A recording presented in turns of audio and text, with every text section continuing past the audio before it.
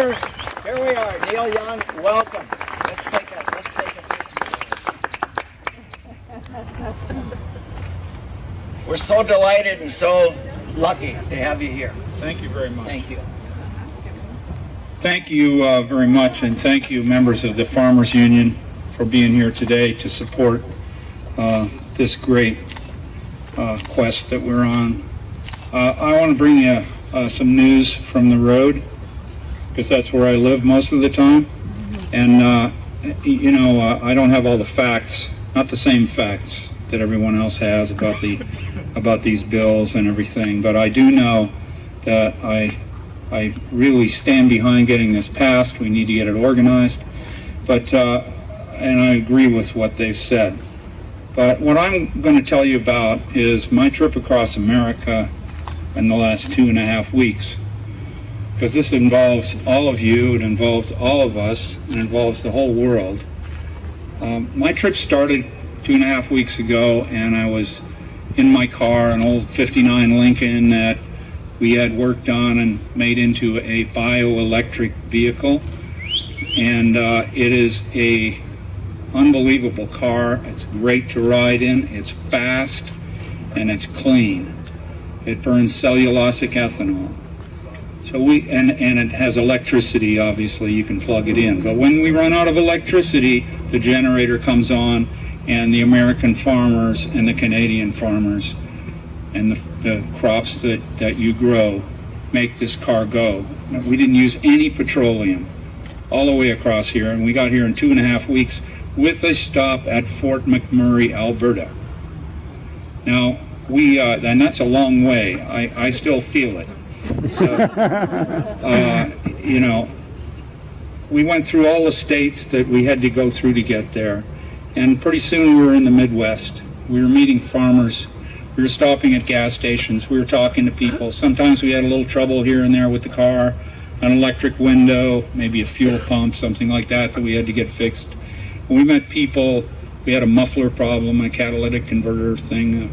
We stopped in these little towns across America and got our car fixed. We met some great people. We met a lot of farmers.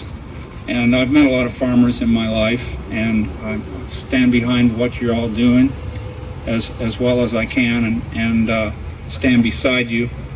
I don't think it's help you need, I just think you need people standing up for you. So my car made it all the way here running on ethanol. And the Renewable Fuel Standard is probably the most important thing that I've seen that needs to be done here. We need to get more than 10% ethanol. Let me make a point here. There's a lot of disinformation about ethanol, okay? Some people are saying that cars don't run on ethanol, that it doesn't run right, that ethanol's got a problem or something. We know that's all coming from the competition. We know that it's all disinformation. That's just not true. For example, my car runs on a 4-cylinder Atkins motor made by Ford Motors. At the Ford Motor plant, my car was made to run on pure ethanol, E85 down to E70. But at my request, I said, don't make it so that it runs well on gasoline. I don't want to use it. We don't need it. Those who tell you that we need fossil fuels to run your car, to get to work and back, and to run the delivery vans around town, and the small light-duty pickup trucks, those people are all wrong. We don't need fossil fuels for that. We have a model that works, and we have ways of making it accessible for every American over the next 5 years so that everybody can afford this. We don't need this fuel. 35% 35 miles is what the average American drives in a day. The average electric car creates 35 to 40 miles of traveling for under 5 cents a mile. It uses all kinds of energy to run because electricity comes from everywhere.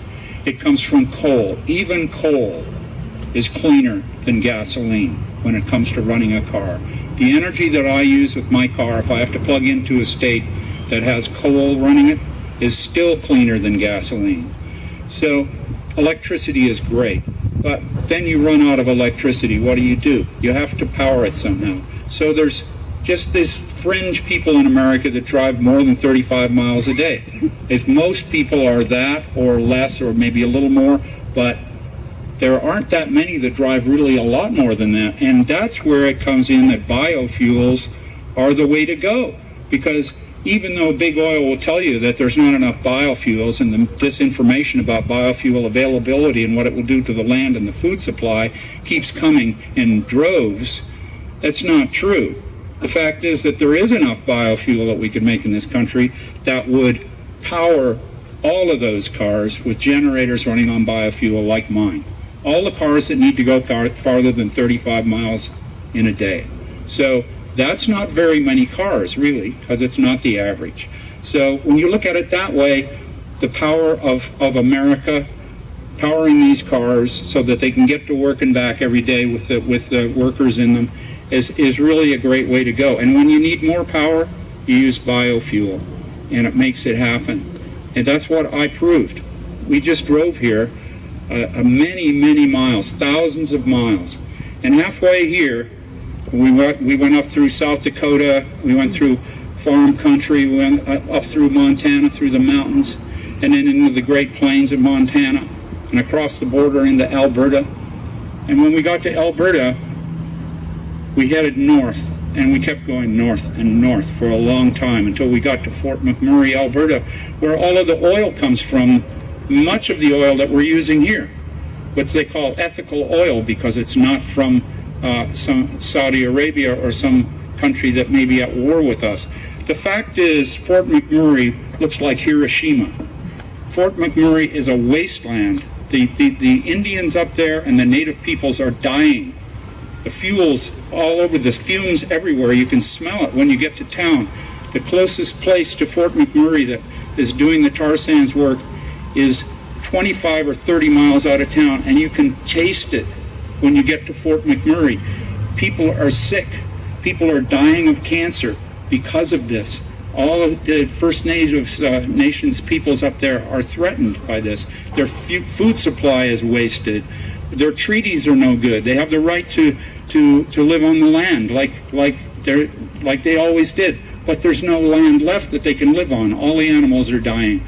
This is truly a disaster, and America is supporting this. It's very unfortunate that this is where we get the majority of our fuel from.